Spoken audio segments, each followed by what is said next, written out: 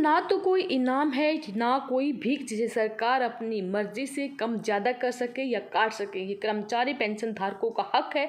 सेवा के बदले दिया जाने वाला ये पेंशन धारकों द्वारा कमाया गया हिस्सा है जो उनको वो पाकर ही रहेंगे। आज दिल्ली के रामलीला मैदान में कर्मचारी पेंशन धारकों की उमड़ी भीड़ ने पेंशन शंखनाद रैली के साथ मोदी सरकार को ये चेता दिया है, अगर उनकी मांग, उनका असली हक, उनकी पेंशन लागू नहीं की तो लोकसभा चुनाव में इसका खामियाजा उनको भुगतना पड़ सकता है। कर्मचारी पेंशन धारक, उनके रिश्तेदारों समेत 10 करोड़ के करीब यह आंकड़ा पहुंच जाता है जो कि पेंशन की डिमांड कर रहे हैं। अगर मोदी सरकार ने समय रहते इसको लागू नहीं किया तो वो एक बड़ी संख्या में वोट का चोट देंगे, जिससे मोदी सरकार को हराने के लिए काफ़ी माना जा सकता है।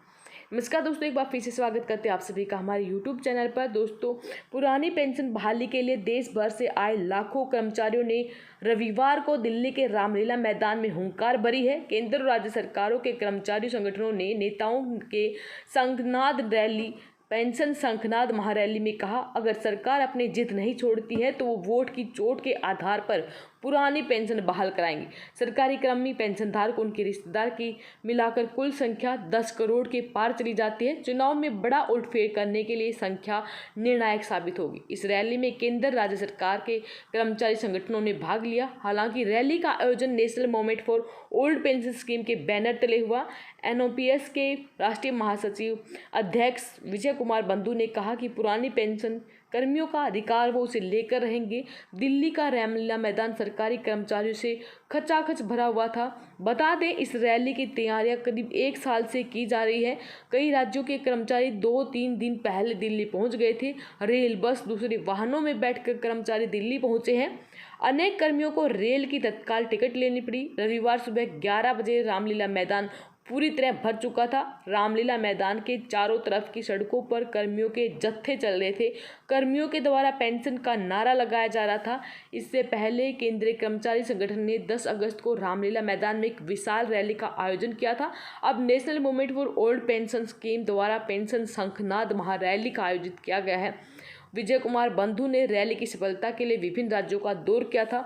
बंधु ने कहा, पुरानी पेंशन बहाली का मुद्दा अब जीवन मरण का प्रश्न बन चुका है।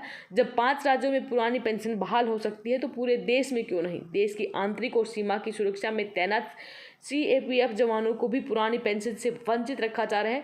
दिल्ली उच्च न्यायालय ने केंद्रीय अर्धसैनिक बलों को भारतीय संघ के सशस्त्र बल मानते हुए उन्हें पुरानी पेंशन का फायदा देने का फैसला सुनाया, लेकिन केंद्र सरकार ने उसे लागू करने के बजाय सुप्रीम कोर्ट में स्थगन आदेश ले लिया। एनओपीएस में कर्मचारियों को जो पेंशन मिल रही है उतनी तो बुढ़ापा पेंशन ही है। एनओपीएस स्कीम में शामिल कर्मी 18 साल बाद रिटायर हो रहे हैं, उन्हें मिला क्या? एक कर्मी को एनपीएस में 2417 रुपये मासिक पेंशन मिली तो दूसरे को 2506 और तीसरे को 4900 रुपये प्रतिमाह पेंशन मिली। अगर यही कर्मचारी पुरानी पेंशन व्यवस्था के दायरे में आते तो प्रतिमाह 15,250, 17,150 और 28,450 रुपये मिलती। एनपीएस में कर्मियों द्वारा अपने वेतन का 10% शेयर मार्केट में डालने के बाद भी उन्हें रिटायरमेंट पर मामूली सी पेंशन मिलती है। तो जानबूझकर सरकार रिटायर कर्मचारियों के भविष्य को गर्त में धकेल रही है, उनके जीवन को कष्टदायी बना रही है। यहाँ पर देश के कर्मचारी संगठनों ने कमर कस ली है कि उनको कर्मचारियों का असली हक, उनकी पुरानी पेंशन को वापस बहाल करवा के रहेंगे।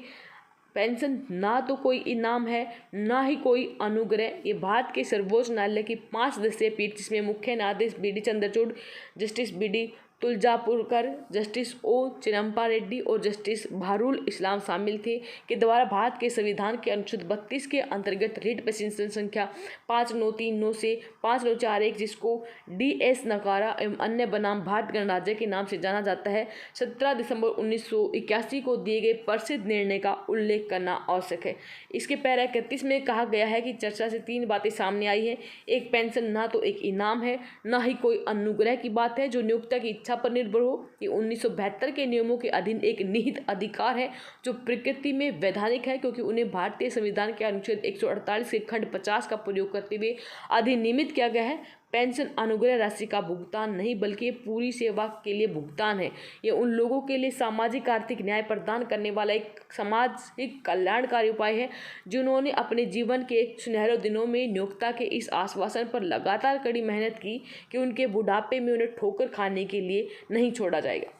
तो पेंशन धारकों कर्मचारियों ने कमर कस ली है। क्या आप उनके साथ हैं तो वीडियो को लाइक करें, वीडियो ज़्यादा से ज़्यादा अपने साथी दोस्तों के साथ जरूर शेयर करें।